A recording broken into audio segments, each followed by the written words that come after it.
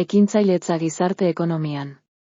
Estrategia posibleak, enpresa kooperatiboetan eta gizarte ekonomiako enpresetan, sustapenaren erronkari aurre egiteak, epe luzeko hainbat estrategia ekar ditzake. Mendebaldeko ohiko estrategiak eredu errealistatzat edo konformistatzat jo dezakegun eredu bati erantzuten dio. Gizarte ekonomiako ekintzailetza pertsona talde oso zehatzentzat gordetako prozesua dela egiaztatu nahi da.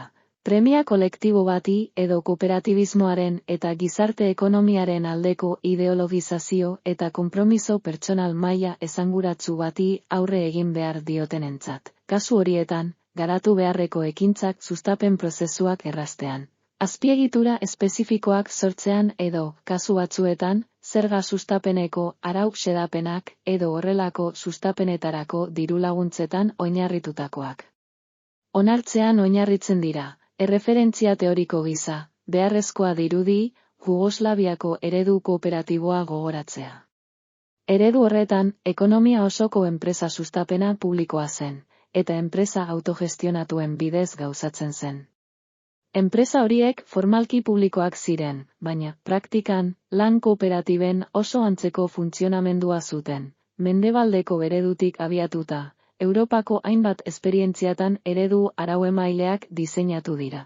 Gizarte ekonomiako erakundeen baldintza tipikoak malgutuz eta sektore horretan enpresa berriak eratzea ere erraztu dutenak. Praktikan, hori noizean behin gertatu da berariazko sozietate modalitateak bultzatuz.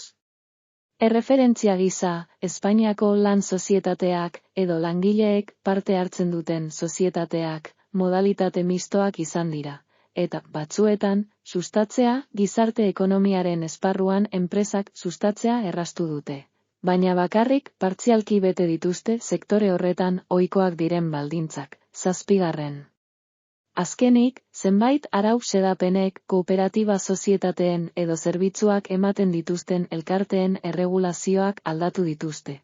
Halako sozietateetan, ohikoak ez diren edo mugatuak diren bazkide sustatzaileentzako pizgarri jakin batzuk gehitzeko. Xedapen horien artean, fundatzaileen eskubideak aitortzeko aukera, edo bestatutu, edo kontratu tresna jakin batzuk erabiltzeko aukera dago. Pertsona edo kolektibo jakin batzuei, gizarte boterearen edo emaitzetan parte hartzearen kuota jakin bat. Gordetzeko, mekanismo guzti horiei esker, arazo zehatzak konpondu ahal izan dira, eta gizarte ekonomiako kooperatiba eta enpresa jakin batzuen eraketa erraztu da hala ere.